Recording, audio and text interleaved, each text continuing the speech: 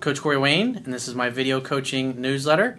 And the topic of today's newsletter is going to be Bad Pickup Artist. Well, I've got 3 emails I'm going to go through with you today. The first one is from a guy who really details the things he had done and said when he was interacting with this woman that he was trying to date her. And it's a really great email because it's detailed. You can see a lot of his mistakes and a lot of things I could point out what he should have done differently. And then I've got another email from a woman and what she encounters. She sounds like a very attractive woman, got her shit together, and her problem is finding a guy that's not a fucking pussy. She even calls guys out and says, don't be a pussy, which is great, my kind of woman. And then I got a third email, which is just an email from a guy who's been following what I teach, and he just shares some of the things, how it's changed his life. So I thought I'd share it with you because I thought it was a great email. But before we get into the first email, I got a quote that I wrote on this topic, and I want to share it with you. And the quote says, "Successful and confident men take risks in spite of their fears and the potential consequences. They are busy, value their time, and will not tolerate anyone in their life who tries to jerk them around. They tend to be authentic, speak their mind, and never hide their intentions or try to fly under the radar when they have romantic interest in a woman. They will never agree to be friends first or friends only when their interest is romantic. They will never try to deceive a woman and pretend to only be interested in friendship to mask their true romantic intentions. They are respectful, empathetic, and generally enjoy the company of most women, but will never allow any woman to take advantage of them. They stand up for themselves, are not ashamed of their sexual desires, and are proud of who they are and what they have to offer. They quickly lose interest in women no matter how sexy and desirable they may be if their interest is not enthusiastically reciprocated. They prefer to keep searching instead of trying to change the mind of women who do not immediately see their value. They get right to the point and are only interested in either getting a date or getting rejected. They are not interested in fence sitters, drama queens, women who are involved with other men, or women who are weak and keep numerous X's in the background for backup." So let's go ahead and jump into the first guy's email. He says, "Hey Corey, you are awesome." Thank you, I appreciate that. And you know what? So are you. But the question is, are you demonstrating that awesomeness? So as we go through this email, I'm going to try to do my best to help you be more awesome. So you can meet a great lady and she can see how really awesome you are inside. He says, "I'm 32, average build and height, and I'm good looking. Okay, I met this gal at a place where she works. I walk into this beautiful brunette asking to help me with a huge smile. I told her what I needed, and this involved some simple math. We stood beside each other, and I totally had the math figured out loud before her." So in other words, you were talking and thinking out loud. He says, "With a smirk on my face, I said, 'Isn't that right?' And she said, shaking her head, 'I'm just out of it today.' I said teasingly, 'Do you have a calculator or should I get you one?' I was so calm." Well, that's good. He says, "As I was leaving, she walks over talking to me by the door and just looks me right in the eyes, and I held eye contact, but I'm sure I broke it." Shouldn't have done that, dude. She comes over to say goodbye to you. She's putting herself into your orbit. And what happened? You looked away first and you choked. You should have just pulled out your phone and said, "Hey, I got to run, but we should chat some more. Let me get your phone number." And just look right at it, look it up, pull up the new contact screen. You can handle your phone. Tell her to put it in there. It's really that simple. Or, "Hey, we should get together for a drink sometime. When are you free?" Or, "Hey, we should get together and have dinner sometime. You have absolutely amazing eyes." Be direct, be decisive, get right to the fucking point.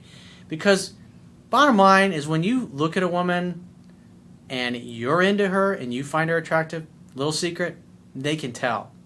And when you hesitate and you don't go for it, it shows that you lack confidence.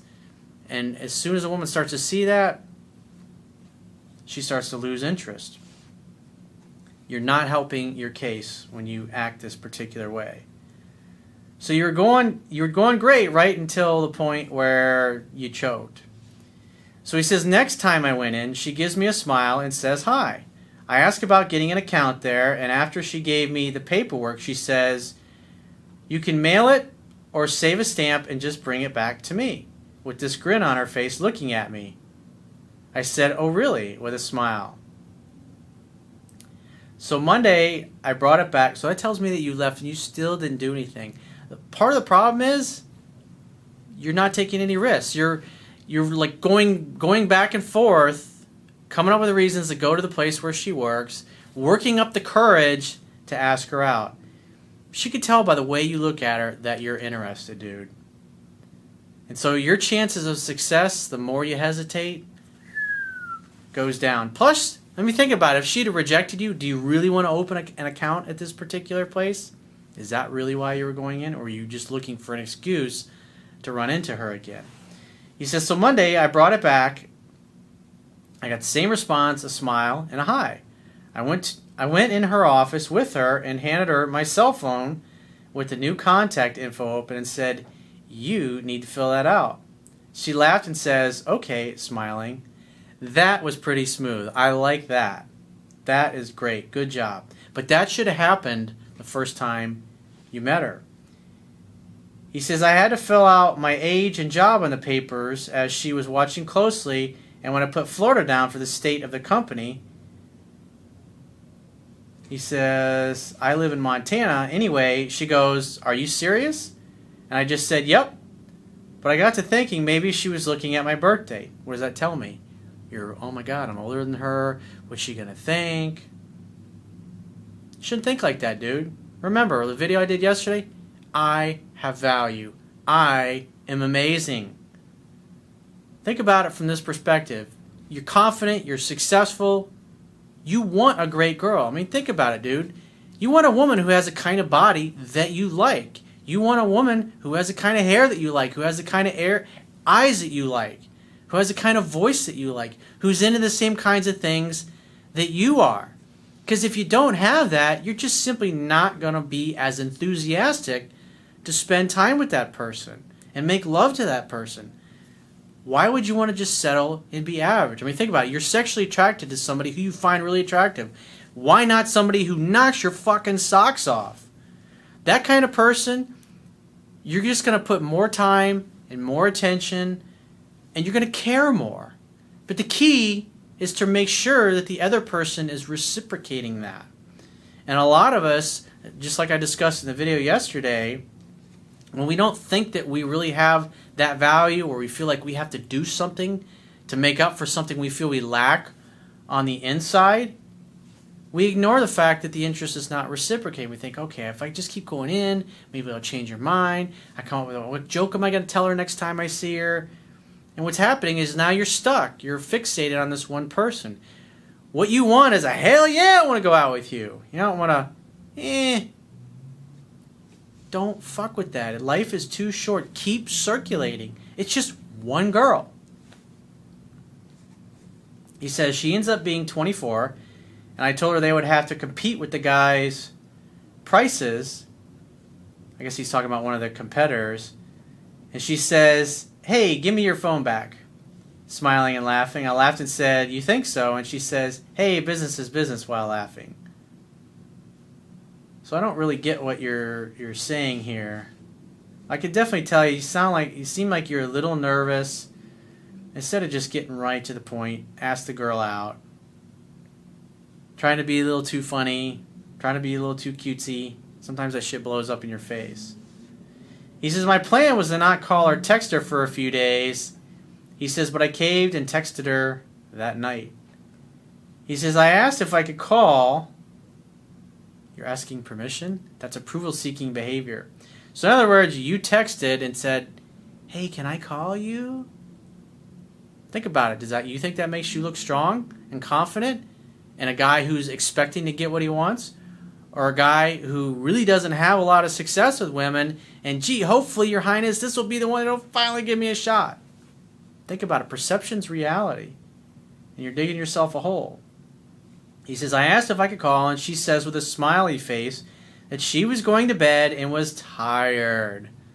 So what kind of response is that? It's like I'm fucking busy. I don't have time for you. I don't really want to talk to you. Think about that.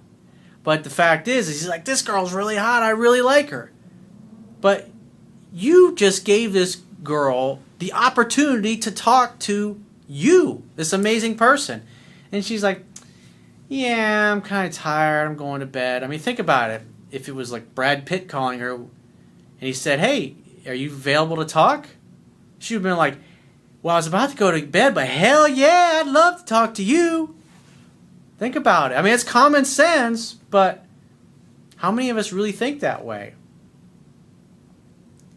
It's like I talked about yesterday. When you believe that you don't have value, you act in ways that are in accordance with that. And I'm seeing that as the theme here in your email. He says, I asked her to go fishing tomorrow. And she said, oh, I love fishing, but I'll have to see how work goes because I'm really busy. In other words, nah. He says, I did. So in other words, she gave you like a maybe. And what she's just trying to do is drop you down easy. So when she said, oh, I love fishing, but I'll have to see how work goes because we're really busy. And then you say, you know what? Let's get together on a day when you know you're free. When do you know that you got a day off that we can get together and have some dinner? Or meet up for a drink, whatever it happens to be. When are you free to get together? I talk about that in my book. That's the way to handle those things. Instead of just saying, hey, how about we go fishing tomorrow? He says, I did call her the next day after 5 to see if she could go. No answer, but she texted back in an hour saying she was still at work. Later, I sent her a picture of my boat that she missed riding on. She just said, Jeepers, I hope y'all had fun. I wouldn't have done that, dude. I wouldn't have. Too much pursuing, too much approval-seeking behavior, and you're ignoring the fact that she's just always busy and she's just not that into it.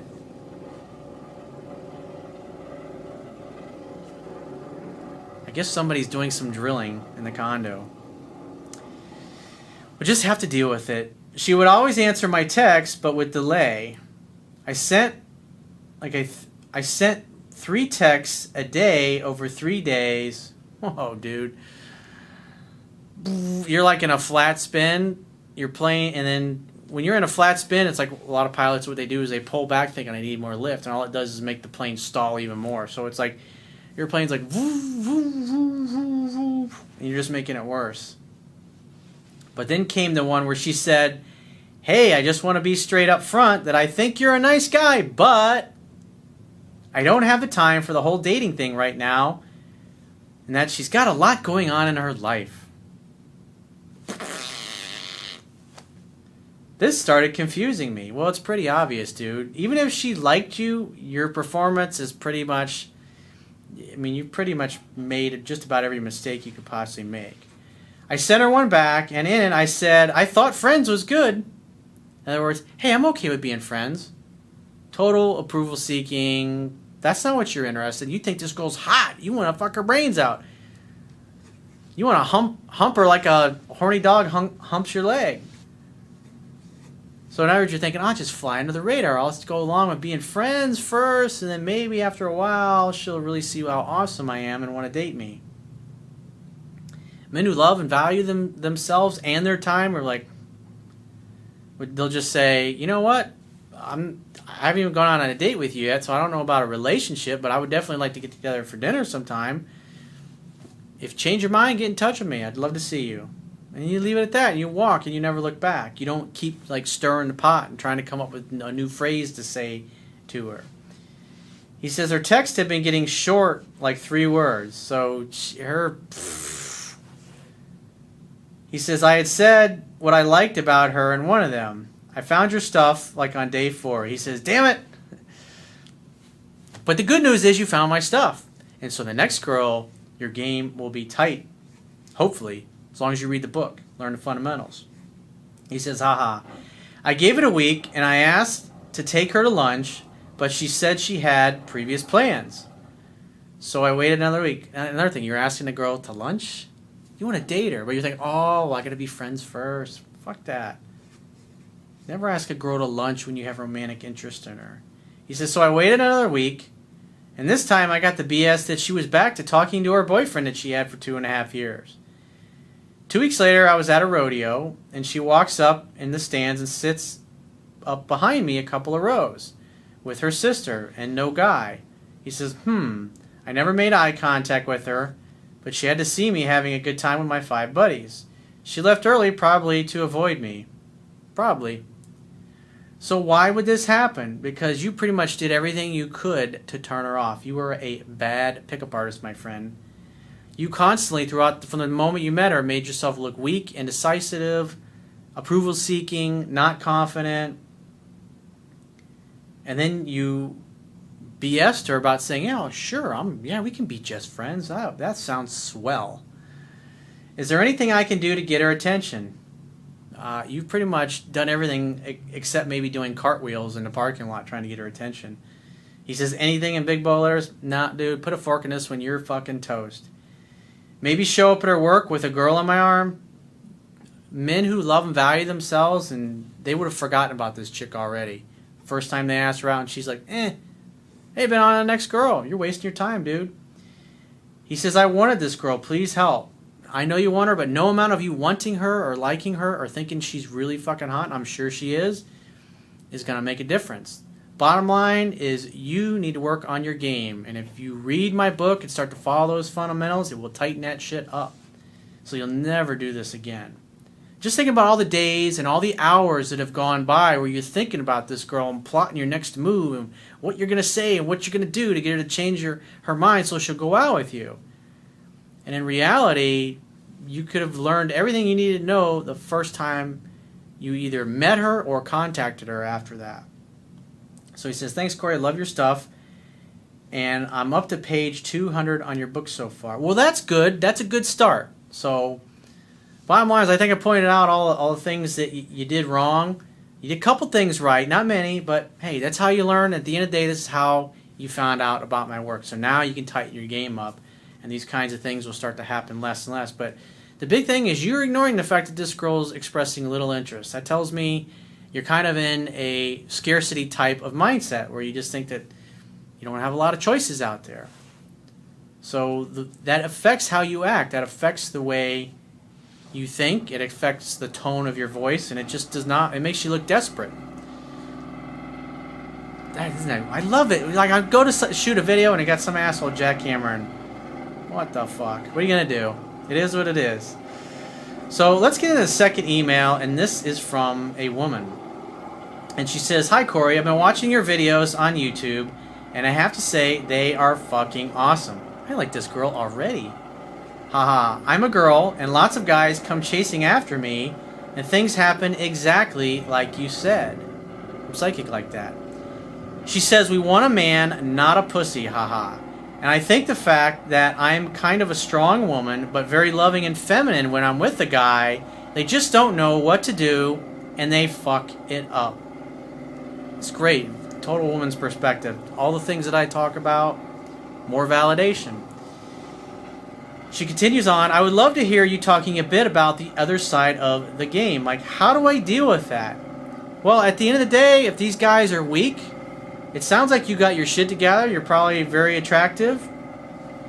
And if you got guys that are constantly hitting on you and they're acting weak, it's not your fault. I mean, the title of my book is How to Be a 3% Man. And at the end of the day, there's not a lot of guys out there that know these things, unless, of course, they're studying my work. So, because obviously what I would say, the reason that you write that statement is because you're like, I want to meet a great fucking guy, and it's so fucking hard. And it's true. Like, when you really get to know this stuff, as from a guy's perspective, there's tons of beautiful women in the world, but beautiful women that are confident, they have the same spiritual beliefs as you might have, they have the same outlook in life, they have the same goals, the same values. It's very rare. So the best thing you can do, whether you're a guy or a girl, is to focus on yourself and become the absolute best version of yourself that you can be. Because when you meet that right person that has their shit together, you'll click. Things will just fit like a fucking glove. So absolutely do not consider settling. Be okay with being single. Be okay with it taking time to meet somebody. Because at the end of the day, the process is going to take however long it's going to take. What should I do? Because I'm too direct sometimes, and even have said, don't be a pussy to guys. You're fucking awesome. That's great. Keep doing what you're doing. Why should you change who you are? Because most guys are weak. It's not your fault. You just have high standards. You should never fucking settle. I've personally found in my own experience, when I was younger and I settled, oh man, I got into a marriage I shouldn't have gotten into. I dated a lot of girls I shouldn't have dated more than 1 or 2 dates. And just because I was fearful, I was never going to meet anybody else. So the worst thing you can do is get yourself in a situation saying, God, I haven't met the right guy yet. Okay, well this guy is alright. Why settle? Life is short. You got one shot at this. Why spend your life with somebody who doesn't live up to what you want, your expectations? You want somebody that you're excited about, somebody that you love hanging out with, somebody that you love talking to, somebody that you don't get tired of, somebody that's just, whether it's talking about a dirty pair of shoes or politics or whatever it happens to be, it's exciting, it's fun conversation, it's enjoyable. She said, haha, I know it's wrong, I just can't help it sometimes. It's like, honey, there is absolutely nothing wrong with the fact that you're bold and you just come right out and say it. At the end of the day, not everybody's going to like how you are. That's okay. You want people who love you, appreciate you, and value you exactly the way you are. And just reading the way you talk here, it's like, you're the kind of people I enjoy being around. Maybe the kind of woman I enjoy being around. But, I mean, at the end of the day, I think it's great. You shouldn't be ashamed of yourself. You shouldn't feel bad about the fact that you're direct and you don't bullshit people. You don't blow sunshine up their asses. The world needs more people like us. The world needs more people who live their truth and who don't apologize for who they are. She says, anyway, thank you for your videos. They're really good. I love the way you talk and how direct you are. I like people like that. Notice what she said. I love the way you talk and how direct you are. I like people like that. Just like I said in the quote, women like guys who are direct and they get right to the fucking point. And that's one thing that the guy in the previous email, he didn't do. He was beating around the bush, and the average really beautiful, attractive woman that you really like to have, the kind of woman that knocks your socks off if you're a guy, she's got dudes throwing their dicks at her all the time. I mean, that's the bottom line. She has her choice. She has her pick of who she wants. And when you act the way that the guy did in the first email, you're not going to be successful because you look like the rest of the herd. You look like another drone, if you will. You're just another dude. You want to stand out by being direct, being confident, getting right to the point, and speaking your truth. Polarize the girl right away. She's either going to be into you or she's not. Don't waste your fucking time. So let's get into the third and final email. This guy says, hey, Corey, this is not really a question, just a huge thanks from me to you. You really changed the way I think about women and about myself. The truths that you're saying in your videos really make sense to me. And though you're probably hearing things like this all the time, I always love great testimonials. And yeah, I get them every day, and I see them in the comments and on my YouTube channel, and it's great. It's nice to see people sharing their stories of how I've helped them and how I've impacted their lives, even if I've never talked to them and I've never done any coaching with them. That's why I do this, because it gives me great satisfaction. He says, I wanted to drop an email to you with a huge thanks for all the materials you've created. I would have never thought that a guy from the internet would make such a huge impact in my life. You've helped me to become a better person, and I can never say or pay enough money for that. It's the biggest compliment I can give. Best of all to you, you're a great guy. Well, thanks. I appreciate the compliments. And if you'd like to get my help personally, the quickest way is to book a paid phone, Skype, or email coaching session, and you could choose any of those options by going to my website, clicking the products tab at the top of your screen, and just follow the instructions. And I will talk to you soon.